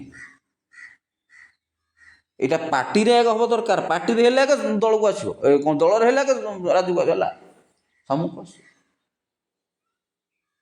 ଇଏ ଆମ ଗୋଟେ ଗୌରବର କଥା। ମୁଁ କହିଲେ ଟିକେ ଅତିରଞ୍ଜିତ ହେଇଯିବ। ଗୌରବର କଥା, ଗୋଟେ ଆଦିବାସୀ ଲୋକର, ଆଦିବାସୀ ଲୋକ ଗୋଟେ ଏତେବେଳେ ପଦବୀରେ ବସିଛନ୍ତି ଆମ ଓଡ଼ିଶାରେ। ଏମିତିରେ ବି ତ ଆମର ଟ୍ରାଇବାଲ ଏରିଆ। ମଧ୍ୟପ୍ରଦେଶ ଯେମିତି ଗୋଟେ ଟ୍ରାଇବାଲ ଷ୍ଟେଟ୍, ଆମର ଟ୍ରାଇବାଲ ଷ୍ଟେଟ୍। ଗୋଟେ ଆଦିବାସୀ ଲୋକ ଆମେ ଅଛୁ। ଆଦିବାସୀ ଲୋକ ଯୋଉଟା ଏତେ ବଡ଼ ପଦରେ ବସି, ଆଉ ସୌଭାଗ୍ୟ। ସେଥିପାଇଁ ତ ବିଜେପି ତ ଆମକୁ କେତେ ମାନେ ପ୍ରୋତ୍ସାହନ, ମାନେ କ'ଣ ସୁଯୋଗ ଦେଇଛନ୍ତି ଆମକୁ। ଜଣେ ମହିଳା ଜଣେ ଆଜି ରାଷ୍ଟ୍ରପତି ଶାସନ ବସୁଛନ୍ତି। आम भितर से ब्रोड माइंडेड आसवा दरकार से विस्तारित चिंताधारा आसिले तो हम नवीन बाबू द्वितीय विकल्प तो या कर तमिलनाडु पांड्यान को दे पड़ो ये केमती कथा लोक सब मन पाइब ये कथा विरुद्ध कौन नेतृत्व तैयारी कर बाग बाइश किसी रही ओडिशा पीढ़ी पर पीढ़ी कर नेतृत्व तैयारी करवा दीर्घ 25-30 वर्ष है राजनीति चली विजेडी विजय मेट हो कि विजेडी एकाडिया हो नेतृत्व सेमती तैयारी करवा किए क्या नेतृत्व तैयारी करवा मु बची पर्यटन बसिली बाबा पावर किए मला गला सला मु जानी कि मुझे पावर मु अच्छी सरकार बैठे हैं सरकार पे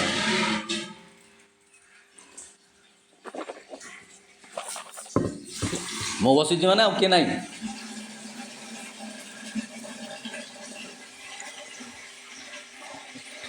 इतिहास पृष्ठा को उलटाइले देखा जाए जे ओडिशार स्वाधीनता परवर्ती राजनीति उच्च आशा सहित आरंभ होता आशा उच्च आशा सहित आरंभ करते से नेतृत्व चिंतिले हरकृष्ण महताब नवकृष्ण चौधरी विभिन्न लोक मैंने विभिन्न बैकग्राउंड लोक सब राजेंद्र नारायण सिंहदेव नंदिनी शतपथी नीलमणि राउतराय जानीबल पट्टनायक विजु पट्टनायक नवीन बहुत बड़ लोक मैंने आशा लोक सेमती थे बुझे परिवेशटा भारी कलुषित परिवेश एत खराब हो गला राजनीतिक मूल्यबोध कदर्य पंकिल कादुओ भरा कादुओ फोपड़ा फोपड़ी होती जे कदर्य कर देम राज्यटा जिते एत कादुओ एत पोखरी गाड़िया कर घुषुरी गाड़िया कर घुषुरी कादुओ घाटिला बेले होती आम एमती परिस्थिति जे मन जदि चांगा घुषुरी गाड़िया गंगा हो राजनीति बर्तमान घुषुरी गाड़िया घुषुरी घुषुरी हेले तुम गाड़िया गड़ी पाई ना ना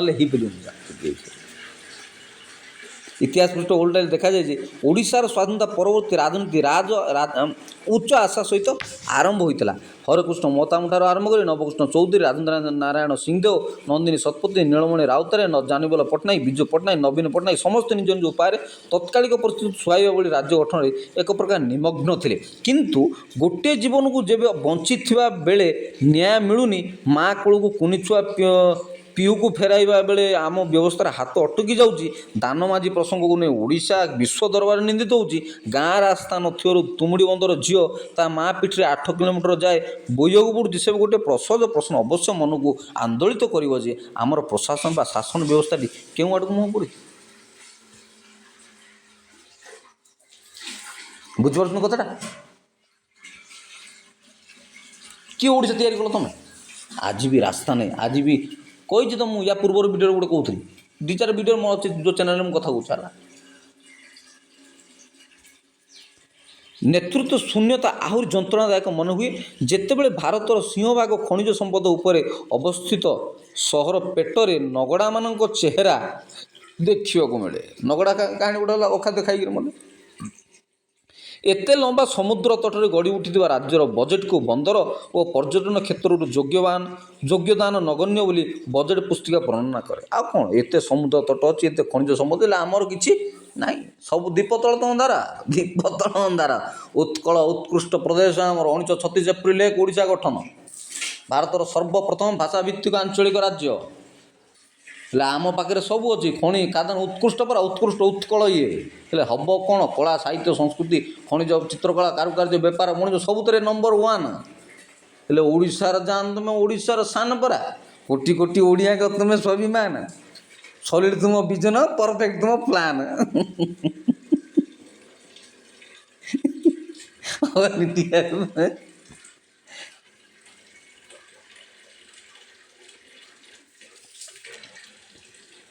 ओडिशार युवपीढ़ी प्रतियोगितामूलक परीक्षा स्टार्टअप नवसृजन में उत्कर्ष हासिल कर अथच राज्य से कर्मसंस्थान जोगाइबार ये तो मुख्य कथा बेकारी बेरोजगारी दादन कोटा तो चलती से गुड़ा केते कहबी छाड़ राज्यर प्राचुर्य को नहीं जब मंच मानक विधानसभा भितर भाषणबाजी हुए तापर परिसंख्यान ओडिशार मुंड पिछा जातीय हार ठार पछरे देखिले मन क्षोभ आशा आईबनी केमती आ कौन कहवा आहरी कष्ट दिए जे पुष्टिसार मातृस्वास्थ्य गुणात्मक शिक्षा भली प्रमुख मानव विकास सूचकांक ओडिशा निम्न स्थान रही रिपोर्ट माने ରିପୋର୍ଟ ମାନେ ଗଣମାଧ୍ୟମରେ ଶିରୋନାମ ଆବରି ବସନ୍ତି। ରାଜ୍ୟର ଶିକ୍ଷିତ ବେକାରଙ୍କ ସଂଖ୍ୟା ଉପରମୁହାଁ ହେବା ତଥା ବଲାଙ୍ଗୀର ଗଞ୍ଜାମ ଭଳି ଅଞ୍ଚଳରୁ ଲୋକମାନେ ନିରନ୍ତର ପ୍ରବାସରେ ଯିବା ଅର୍ଥାତ୍ ଦାଦନ ଖଟିବାକୁ ଯିବା ଘଟଣା ପ୍ରମାଣ କରିଦିଏ ଯେ ସରକାରମାନଙ୍କର ନୀତି ପ୍ରକୃତ ପରିବର୍ତ୍ତନ ମଧ୍ୟରେ ବ୍ୟବସ୍ଥାଗତ ବିଚ୍ଛିନ୍ନତା ଅତି ଉତ୍କଟ ଅବସ୍ଥାରେ ରହିଛି। କ'ଣ କହିବା? ସବୁ ହେଉଛି, ହେଇନି କିଛି ଦେଖ ଆଗକୁ କ'ଣ ହେଉଛି, କ'ଣ କରିବା ଆଉ ଚାଲ ଆଗକୁ ବଢ଼ିଆ। ଜଣେ ପ୍ରକୃତ ପରିବର୍ତ୍ତନକାରୀ ନେତା ସାଧାରଣ ଜୀବନରେ ଭାଷା ଓ ସାହିତ୍ୟକୁ ପୁର ଭାଗରେ ରଖେ। ଭାଷା ସାହିତ୍ୟ କଥା କ'ଣ କହିବି, ଥାଉଛି ଲିଟରେଚର ସେଇ ନବୀନ ମିଳ ବଡ଼ ଉଚ୍ଚ ସାହିତ୍ୟିକ, ସେ ଜାନବୀ ବଡ଼ ଉଚ୍ଚ ସାହିତ୍ୟିକ, ଛାଡ଼ ଆଗକୁ ଚାଲ। ରଙ୍ଗମଞ୍ଚକୁ ପୁନର୍ଜୀବିତ କରେ, ଆଦିବାସୀ ଅଧିକାରକୁ ସୁରକ୍ଷା ଦିଏ, ଜଳବାୟୁ ଅନୁକୂଳ ବିକାଶକୁ ପ୍ରାଧାନ୍ୟ ଦିଏ, ନିଜ ରାଜ୍ୟକୁ ଆର୍ଥିକ ପ୍ରତିଦ୍ୱନ୍ଦିତାମୂଳକ କରାଏ, ସାଂସ୍କୃତିକ ଦୃଷ୍ଟିରୁ ଗର୍ବିତ ହୁଏ। ଆଉ ଏବେ କିଛି ଫିଲ୍ମ ହେଉଛି, କଳାତ୍ମକ ଫିଲ୍ମ ସବୁ ହେଉଛି, ସିନେମା ସବୁ ହେଉଛି, ଖୁସିର କଥା, ଏସବୁ ଖୁସିର କଥା। ଚାଲୁ, ଆମେ ନ କଲେ ଆଉ କିଏ କରିପାରିବେନି। ପରବର୍ତ୍ତୀ ପିଢ଼ିଙ୍କ ମୁଣ୍ଡରେ ଏ ଢାଞ୍ଚା, ଏ ଭାବନା, ଏ ଚିନ୍ତା, ଏ ପ୍ରକାର ବୁଦ୍ଧି ଚିନ୍ତା କିଛି ଆସିବ ନାହିଁ ଯଦି ଆମେ କଳାତ୍ମକ, ଆମେ ଏ ପ୍ରକାର ପୌରାଣିକ ବିଭିନ୍ନ ପ୍ରକାର ଭାଷା ସାହିତ୍ୟ ଆମେ ସଚେତନ ହେବନି। ଆଉ 15-20 ବର୍ଷ ପରେ ଆଉ କିଛି ରହିବନି। ଏବେ ଯେମିତି ଆମକୁ ଆର୍ଟିଫିସିଆଲ ଇଣ୍ଟେଲିଜେନ୍ସ ଆସିବ, ଆଉ କିଛି ରହିବନି। ଆମେ ତ ନିଜେ କରିନା, ଆଉ ସେ ଆର୍ଟିଫିସିଆଲ ଇଣ୍ଟେଲିଜେନ୍ସ ସବୁ ତ ମଣିଷ ରହିବନି, ମଣିଷ ତ ମିଶିନି ଭାତ ଖୁଆଇଲା ପରେ କଥା ହେବ, ଆଉ କିଛି ରହିବ ଯାଇ। ହଁ, ଆମେ ଆଉ ଏପରି ଯୁଗରେ ରହିବାକୁ ଚାହୁଁନାହୁଁ ଯେଉଁଠାରେ ନେତୃତ୍ୱ ମସ୍ତିଷ୍କରୁ କେବଳ କଲ୍ୟାଣକାରୀ ଯୋଜନା ଜନ୍ମ ନେବ ଏବଂ ତାହା ବିକାଶ ନୁହେଁ ବରଂ ଅନୁଗାମୀ ସୃଷ୍ଟି କରିବାର ସାମର୍ଥ୍ୟ ରଖିଥିବ। ଏ ପ୍ରକ୍ରିୟା ବିନା କେତେ ସଫଳତା ଦେଇପାରେ। ମାତ୍ର କେହି ଭୁଲିବା ଉଚିତ ନୁହେଁ ଯେ ଜାତୀୟ ବା ରାଜ୍ୟ ରାଜନୀତିରେ ଏପରି ନେତୃତ୍ୱ ଭୋଟ କାଙ୍ଗାଳ ବ୍ୟବସ୍ଥାରେ କେବେ ବା କିଛି କ୍ଷଣ ପାଇଁ ଶୀର୍ଷରେ ରହିପାରନ୍ତି, ହେଲେ କାଳଜୟୀ ହୋଇପାରିବେ ନାହିଁ। ସିଧା କହିଲେ ଓଡ଼ିଶା ଏମିତି ଅନେକ ନେତାଙ୍କୁ ଶାସନ କ୍ଷମତାରେ ଦେଖୁଛି, କିନ୍ତୁ ଜଣେ ଜନନେତା ଭିନ୍ନ। କଥା ହେଉଛି ସେୟା। ଆମେ ରାଜନେତା ତିଆରି କରୁଛନ୍ତି କହିଲେ ପୁଣି ହେବ। ନବୀନ ପଟ୍ଟନାୟକ ଭଲ ରାଜନେତା, ଜନନେତା ହେଇପାରିଲେନି। ଗୋଟେ ଶୀର୍ଷ ନେତା ହେଲେ, ଲୋକପ୍ରିୟ ନେତା ହେଲେ। ସେ ତ କହୁଛନ୍ତି ଭାରତୀୟ ରାଜନୀତି ଗୋଟେ ଆଶ୍ଚର୍ଯ୍ୟ। ସେ ସମାଜ ଲେଖା ହେଉଛି ଏଡିଟୋରିଆଲ, ସେ ଗୋଟେ ଆଶ୍ଚର୍ଯ୍ୟ। ଭାରତୀୟ ରାଜନୀତି, ଓଡ଼ିଶା ରାଜନୀତି ସେ ଗୋଟେ ଆଶ୍ଚର୍ଯ୍ୟ, ଗୋଟେ ମିରାକଲ। ନା ତାଙ୍କ କ'ଣ ଅଛି କ'ଣ, ମୁଁ ସେଗୁଡ଼ା କହିବାକୁ ଚାହୁଁନି, ସବୁ ଜାଣିଛନ୍ତି, ଛାଡ଼। ଜଣେ ଭଲ ନେତା ଜୀବନକୁ ମର୍ଯ୍ୟାଦା ଦିଅନ୍ତି, ଜଣେ ଭଲ ନେତା ଜୀବନକୁ ମର୍ଯ୍ୟାଦା ଦିଅନ୍ତି। ଅର୍ଥାତ୍ ସାଧାରଣ ଅତି ସାଧାରଣ ମଣିଷଟିଏ ଯେବେ ସରକାରୀ କାର୍ଯ୍ୟାଳୟ, ଥାନା, ଡାକ୍ତରଖାନା ଆଗରେ ଅସହାୟ ଅନୁଭବ କଲା, ତେବେ ନେତୃତ୍ୱର ବ୍ୟକ୍ତିତ୍ୱ ଉପରେ ପ୍ରଶ୍ନଟିଏ ନିଶ୍ଚୟ ହେଲା। ସାଧାରଣ ଲୋକର ସମସ୍ୟା ସମାଧାନ ହେଇପାରିବ। ସାଧାରଣ ଲୋକ କହିପାରୁନାହାନ୍ତି। ମୁଁ ଫୋନ୍ କରି ମୋ ପାଖରେ ପ୍ରଶାସନ ଆଗରେ ସାଧାରଣ ଲୋକ ଯଦି ଗୋଟେ କଲର ଠିକ୍ କହିପାରିବ, ମୋ ନେତା ଅଛି, ମୋ ମନ୍ତ୍ରୀ ଅଛି, ମୋ MLA ଅଛି, ମୁଁ ଫୋନ୍ କରିବି ବୋଲେ ତାଙ୍କ ଅବସ୍ଥା ଆଉ କ'ଣ ପାଇଁ ସେ ଜନପ୍ରତିନିଧି ବସୁଛନ୍ତି? କ'ଣ ପାଇଁ ରାଜନୀତି କରିବା? କ'ଣ ପାଇଁ ଭୋଟ୍ ଦେବା? ପ୍ରଶାସନ କିଏ ମାଲକାନଗିରି କି ଯାଇ ପଳେଇଲା, ଗଞ୍ଜାମରୁ କି ଯାଇ ସେଠି OS ହେଇଗଲା, କିଏ BDO ବସିଲା, ସିଏ ଆସି IAS ହେଇଗଲା। ସେମାନେ କ'ଣ ବୁଝିବା? ସେ ଆଞ୍ଚଳିକ ଲୋକ କିଏ, ଏବେ ତ ଆଉ ନାହିଁ, ଏବେ ସବୁ ତ ନର୍ଥ ଇଣ୍ଡିଆରୁ ଆସିକି IAS ହେଉଥିଲେ, IAS ବାଗେରା ହେଉଥିଲେ। ନେତାଙ୍କ ଉପରେ ଲୋକଙ୍କର ଭରସା ଥାଏ। ମୋ ନେତା, ମୋ ଅଞ୍ଚଳିକ, ମୋ MLA, ମୋ ଚେୟାରମ୍ୟାନ୍, ମୋ ସମିତି, ମୋ ସରପଞ୍ଚ, ସେଇମାନଙ୍କ ଥ୍ରୁରୁ ତ ଆମର ଗୋଟେ ଡେରିଂ ଆସେ ଯେ ହଁ ଆମେ କହିପାରୁ, ହଁ ମୁଁ ସରପଞ୍ଚ ଡାକି ଇଏ କରିବି। ଯେତେବେଳେ ତାଙ୍କ ଭଳିଆ ଲୋକ, ସେ ମୁଖ୍ୟମନ୍ତ୍ରୀ ହୁଅନ୍ତୁ କି କ୍ୟାବିନେଟ୍ ମନ୍ତ୍ରୀ, ରାଷ୍ଟ୍ରମନ୍ତ୍ରୀ ହୁଅନ୍ତୁ, ଯିଏ ହେଉଛନ୍ତି ହୁଅନ୍ତୁ, ପ୍ରଶ୍ନ ସୃଷ୍ଟି ହେବନି କେମିତି? ଅସହାୟ ହେଇଯାଉଛନ୍ତି ଲୋକ, ଅସହାୟ ହେଇଯାଉଛନ୍ତି। ଥାନା, କୋର୍ଟ, କଚେରୀ, ତହସିଲ, ସ୍କୁଲ, କଲେଜ, ହସ୍ପିଟାଲ, ମେଡ଼ିକାଲ, ସବୁଠି ଲୋକ ଅସହାୟ। କାହାକୁ ଦୁଃଖ କହିବେ? ଭୋଟ୍ ଖଣ୍ଡେ ଦେଉଛନ୍ତି, ସେତିକା। ତାଙ୍କ ପାଖରେ ଠିଆ ହେବା ଲୋକ କିଏ ନାହିଁ, ତାହେଲେ ଆଉ ନେତୃତ୍ୱ ଉପରେ ଆସ୍ଥା ଆସିବ କେମିତି? ଆଉ ସେମାନେ ଭରସା କରିବେ କେମିତି? ଆଉ କି ନେତୃତ୍ୱ ତିଆରି କରିବେ? ଜଣେ ଚାଷୀକୁ ଉଚିତ ମୂଲ୍ୟ, ଜଣେ ମତ୍ସ୍ୟଜୀବୀକୁ ସୁରକ୍ଷିତ ସମୁଦ୍ର, ଜଣେ ପ୍ରବାସୀ ଶ୍ରମିକକୁ ସମ୍ମାନ ସୁରକ୍ଷା ଦେବା ଦାୟିତ୍ୱ ନେତୃତ୍ୱର ନୁହେଁ କି? ହଁ ନା ନାହିଁ? ରୋଜଗାର ଟୁ ପାଠ ସବୁ ଜିନିଷରେ ଆରେ ରାଜନୀତି ତ ଧର୍ମ, ରାଜନୀତି, ଶାସନ ବ୍ୟବସ୍ଥା, ସମାଜର ବ୍ୟବସ୍ଥା, ସେଇଟା ରାଜନୀତି। ବିନା ରାଜନୀତିରେ ସମାଜ ଚାଲିଲାଣି କି? ରାଜନୀତି ପ୍ରତିଟି କ୍ଷେତ୍ରରେ, ସମାଜର ପ୍ରତିଟି କ୍ଷେତ୍ରରେ ରାଜନୀତିର ବହୁଳ ପ୍ରଭାବ, ବହୁଳ ପ୍ରବେଶ। ତା ବିନା କିଛି ଚାଲିପାରୁନି। ସ୍କୁଲ ହଉ, କଲେଜ ହଉ, ବ୍ୟାଙ୍କ ହଉ, ହସ୍ପିଟାଲ ହଉ, ମେଡ଼ିକାଲ ହଉ, ଥାନା, କୋର୍ଟ, କଚେରୀ, ନ୍ୟାୟ, ନିଶାବ, ପଞ୍ଚାୟତ, ଘର ଦ୍ୱାର, ସବୁ ଜିନିଷରେ ତ ରାଜନୀତି। ବିନା ରାଜନୀତି କିଛି ଚାଲିଲାଣି? ସମୟ ଥିଲା, ଧର୍ମ କଥା କହୁଛି, ପୂର୍ବର ରାଜନୀତି ଆଜି ଧର୍ମ ବୋଲି ମାନୁଛନ୍ତି। ଆମ ବାଇବେଲ ହିସାବରେ କହୁଛୁ, ପୂର୍ବ ରାଜନୀତି ଆଜି ଧର୍ମ। ଇଏ ଦାଉଦ ସାଉଲ ସିଏ ରଜା ହେଲେ, ଇଏ ମନ୍ତ୍ରୀ ହେଲା, ଇଏ ହେଲା, ଇଏ ହେଲା, ସିଏ ଗଲା, ଇଏ ମଲା। ସେ ନେତା ମନ୍ତ୍ରୀଙ୍କ କଥା, ରାଜା ମନ୍ତ୍ରୀଙ୍କ କଥା ଆଜି ଆମେ ଧର୍ମ ବୋଲି ପଢ଼ୁଛନ୍ତି। ଆଜିର କଥା କାଲିକି ଇତିହାସ ସେ ତ ରାଜନୀତି ଆଉ କ'ଣ? କିଏ କହିଲାଣି ସେ ଅମୁକ ଚାପ୍ଟରକୁ ଗଲେ, କିଏ ସିନ୍ଦୁରକୁ ଏଡ଼ କରିବା, ସିଏ କି ଦୁନିଆ କଥା ସବୁ। ଯେତେବେଳେ ଲୋକମାନେ ଆମ ନେତା ଆମ ସମ୍ମାନ ବୋଲି ବ୍ୟକ୍ତ କରିବେ, ସେବେ ବୁଝାଯିବ ଯେ ନେତୃତ୍ୱ ହୃଦୟରେ ବାସ କଲାଣି। ସେ ଜନନେତା ତିଆରି ହେଇପାର। ଜନନେତା ତିଆରି ରାଜନୈତିକ ଦଳମାନଙ୍କର ତ ଯାହା ହେଉଛି ସେଇଟା ତ ଆନାଲିସିସ୍ করে, ଚାଲ ଛାଡ଼, ସେଭଳିଆ କଥା କିଛି ନାହିଁ। ତୁ ମୋର ସୌତୁଣୀ ମୋର ବିଧବା, ଘଇତା ଘଇତା ସୌତୁଣୀ ମୋର ଘଇତା ମୋର ସୌତୁଣୀ ବିଧବା ହଇଲା ବେଳେ କଥା। ଇଆଡ଼େ ଲୋକଙ୍କର ବି ଲୋକଙ୍କ ଭିତରେ ମାନସିକତା ତିଆରି କରିଛି କି? ଏମିତି ପରିବେଶ ତିଆରି କରିକି ଏମିତି ସ୍ଥାଣୁ, ଏମିତି ଏକ ହେଲା ଅକ୍ରିୟଶୀଳ କ'ଣ ଯେଉଁ କହନ୍ତି ପଙ୍ଗୁ ଜନତା ଗୋଟେ ତିଆରି କରିଛନ୍ତି କି, ଯେଉଁମାନଙ୍କର ଚିନ୍ତା ଶକ୍ତିର ବି କିଛି ନାହିଁ, ଉନ୍ମେଷ ହେଇନି ଆଜି ପର୍ଯ୍ୟନ୍ତ। ରାଜନୀତି ଚିନ୍ତା ଶକ୍ତି ଉନ୍ମେଷ ହେଇନି ଏମାନଙ୍କର। ହେଲେ ଖାଲି ଖଣ୍ଡା କାତି ଗୁଣି ଗାଳି ମରା ପିଟା ଗୋଷ୍ଠୀ ସଂଗ୍ରହ କିଛି ନାହିଁ, କିଛି ନହେଲେ ତ କିଛି ନାହିଁ। ବାପା ମୋତେ କ'ଣ ଲାଗିଛି ରେ ବାପା, ସେ ଗୋଟେ ଭଲ ଭିଡ଼ିଓ ଆସୁଛି ଆଜ୍ଞାଙ୍କର, ସେ କେଉଁ ଦଳର ନେତା ନା, ନେତା ତ ନୁହଁ, ନେତା ଶ୍ରମିକ ନା କୃଷକ ଦଳର ସେ ହେଲା ସେ କୁହନ୍ତି ବଡ଼ ମଜାରେ କ'ଣ ସେ ଭିଡ଼ିଓ, ବାପା ମୋରକୁ ବଳ ଅଛି ବାପା, ମୁଁ ଯାଇପାରିବି ବିଲ ଖଟି ପଡ଼ୁଛି ଆଉ। ଏମିତି ତ ହେଇଛି। ମୋର ବା ଆମର ଯାଏ ଆସେ କେତେ, ଓଡ଼ିଆଙ୍କର ସେ ମୋର କ'ଣ ଯାଏ ଆସେ, ଓଡ଼ିଶାର ମଲା ଆଜି ଦାଣ୍ଡରେ ଗଳିଲା କିଏ କ'ଣ ହେଲା, ଆମର ସେଥିରେ କିଛି କହିବାର ନାହିଁ ରେ ବାପା। ପଖାଳ ଖଣ୍ଡେ ଖାଇଲୁ, ଖାଇ ପିଇକି ଆମ ଲେଖାରେ ଆମେ, ତମ ଲେଖାରେ ତମ। ଏ ଗଛପତ୍ର ମାନେ ତମ ସହିତ ଆମେ ଜଣେ ଆଉ କ'ଣ। ଗୋଟିଏ ଧାଡ଼ିରେ କହିଲେ ନେତୃତ୍ୱକୁ ଅନୁଭବ କରାଯାଏ ତା'ର ପତିଆରା ଅଭିଜାତ୍ୟ ଠାଣି ବାଣୀ ବା ବିଧାନସଭା ରାଜନୈତିକ ମଞ୍ଚରେ ଭାଷଣ ନେବ। ଜଣେ ଭଲ ନେତା ନିଷ୍ପତ୍ତି ନେବା ପୂର୍ବରୁ ଶୁଣନ୍ତି, ସେ ଗାଁ ବୁଲନ୍ତି, ହାଟ ବଜାର ବସିଥିବି, ଦାଣ୍ଡ ପିଣ୍ଡା ମଣ୍ଡପରେ ବସନ୍ତି। ଆଜି ନେତା ବୁଲୁଛନ୍ତି ସତ, ପାଦରେ ନୁହେଁ ଦାମୀ ଗାଡ଼ିରେ ଓ ଆକାଶ ମାର୍ଗରେ। ଆଉ କିଛି ଏକ୍ସପ୍ଲେନ୍ କରିବିନି ଥାଉ।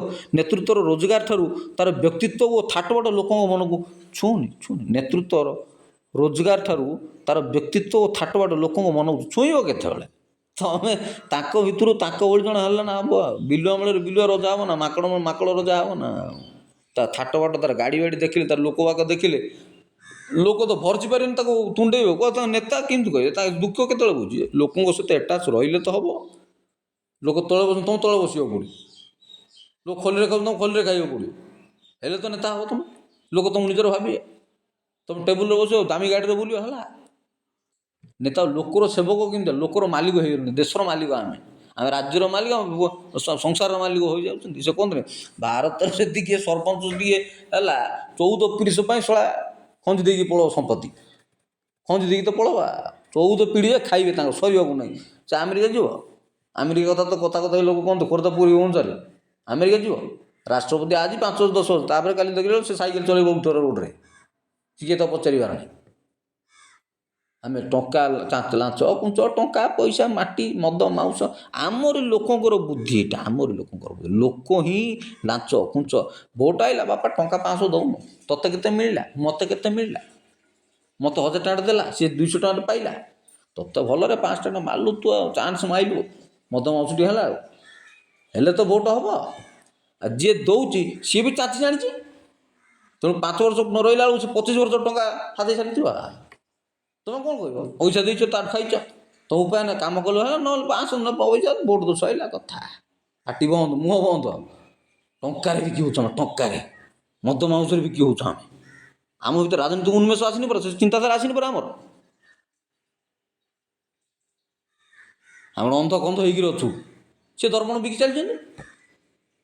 ଜାତୀୟ ଆମ ଜାତି ଓଡ଼ିଆ ଜାତି ବା ଓଡ଼ିଶା ଲୋକ ଅନ୍ଧ କନ୍ଧ ହେଇକି ଅଛନ୍ତି କି ଶିକ୍ଷିତ ଅଛନ୍ତି। ସେଇ ଭୁବନେଶ୍ୱର ନା ସେଣ୍ଟ୍ରାଲ ଓଡ଼ିଶା ନା ଆଉ କେଉଁଠି ଅଛନ୍ତି? ସେ ସେଣ୍ଟ୍ରାଲ ଓଡ଼ିଶା କି ନହେଲେ ସେ କେନ୍ଦ୍ରାପଡ଼ା କଟକ ଟିକେ ଲୋକମାନେ ପରିସ୍ଥିତିକୁ ଦେଖି ଆକଳନ କରି ଭୋଟ ଦିଅନ୍ତି। ଏପଟେ କ'ଣ ଅଛି, ଟଙ୍କା 200 ଦେବେ ଯେ ଭୋଟ କିଏ ଦେବାକୁ ଯାଉଛି କହୁନ? ଶିକ୍ଷିତ ଲୋକମାନେ ଆହୁରି ମୂର୍ଖ। ଆମର କ'ଣ ମିଳିବ ସେଥିରୁ? କିଏ ଯାଉଛି ଭୋଟ ଦେବାକୁ? ଏ ଖରାତରେ କିଏ ଯେ ଠିଆ ହେବ ସେଠି? ଏମିତି ସବୁ ଚିନ୍ତାଧାରା। ମଦ ମାଉଁସ ପଇସା, ଭାତ ଡାଲି ଡାଲମା ଭାସିଗଲା, ଦେଶ ରାଜ୍ୟ ସବୁ ଧ୍ୱଂସ ହେଇଯାଇଛି। ଆମ ରାଜନୀତି ଉନ୍ମେଷ, ଆମ ଚିନ୍ତାଧାରା, ଆମ ମସ୍ତିଷ୍କର ଭାବନା ମଧ୍ୟ ତିଆରି ହେଇନି ଯେ କ'ଣ ଭୋଟ ଦେବା, କ'ଣ ଦେବା। ଟଙ୍କା ପଇସାରେ ବିକ୍ରି ହେଉଛୁ। ମଣିଷ ନା ଆମେ କ'ଣ? ସେଥିପାଇଁ ଚର୍ଚ୍ଚିଲ୍ କ'ଣ ଗୋଟେ ଭିଡ଼ିଓରେ କହୁଥିଲେ, ଚର୍ଚ୍ଚିଲ୍ ସେଇଆ କହିଥାଏ, କହିଲେ ଭାରତୀୟ ଲୋକମାନେ ଭୋଟର ରାଜନୀତିର ଅର୍ଥ ଜାଣିନାହାନ୍ତି, ନିଜକୁ ନିଜେ ଶାସନ ତ କରିଛନ୍ତି, ଜିଣିଗଲୁ, କିନ୍ତୁ ଦୁର୍ନୀତି ଅନୀତି ହାରିଗଲୁ। ଦୁର୍ନୀତି ଅନୀତି ଆଗରେ ଆମେ ହାରିଯାଇଛୁ। ଜିଣିଛୁ, ନିଜକୁ ଜିଣିଛୁ, ଶାସନ କରିବା, ନିଜେ ଶାସନ କରିବା, ଆମ ହାତରେ ଶାସନ ବାଡ଼ି, ଆମେ ନିଜେ କରିବା। ସେ ସ୍ଲୋଗାନ ତ ଅଗଷ୍ଟ 15 ଆଇଲେ 15କୁ, ଏ ତ 5 ଦିନ 10 ହେଲାଣି, 6 ହେଲାଣି।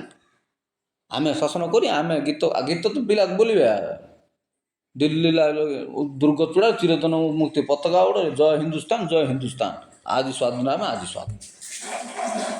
ବହୁତ ଗୀତ ସମୟ ପିଲାବେଳେ ବି ଗାଉଥିଲେ, ପିଲାମାନେ ଜାଣିଥିବେ। विजयी विश्व तिरंगा प्यारा, झंडा ऊंचा रहे हमारा, सदा शक्ति सरसने वाला, प्रेम सुधावर सहने वाला, इन जोड़ गीत सब था।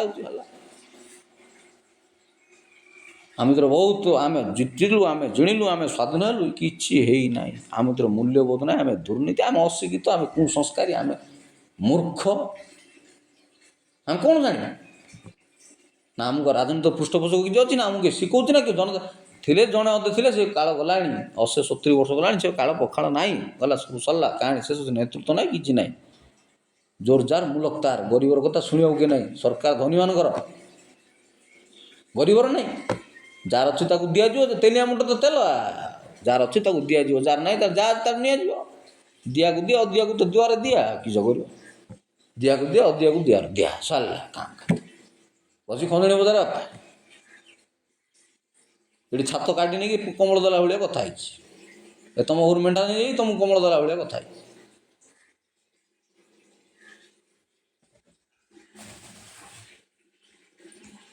गोटे कहानी पढ़ुली जड़े राजा पुणी घोषणा कले राज्यवासी लोग कंबल दिया गोटे एमती चिंताशील लोक चिंता कले एत जो कंबल राजा कौटू आण राजा तमें आम पिठे चाष कर खुएबे एत कंबल आसो एत पशम कौटू आसो आमर मेढ़ार जीव आम मेढ़ार जीव पशम सरकार योजना कर सरकार मागणा योजना सब कर मागणा योजना सब ओडिशा चला मागणा योजना पैसा मोटा ताके डाली चाउल बादाम लुटू आरंभ कर सब बांटुले खाली गोटे आगे टंका माटी आरंभ कर सी भी माइकिना कर खराब स्त्री मानू महिला को महिला नहीं तो महिला महिला महिला से कथा तो लगा जी 5 योजना बांट कौन करे लोक मन जिले देख आम चिंताधारा सरकार टंका देवे सरकार टंका देवे आम खाइया पीवा बचा कर्म संस्थान किसी करार बचापी धंदा किसी करार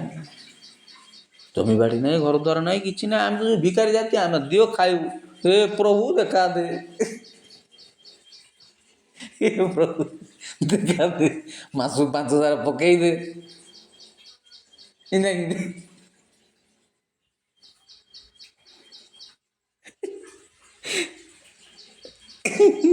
देखा तो मिलबे तू तो भारी बिजी टंका तो कमे नुहे रही दे दे दे प्रभु मुझे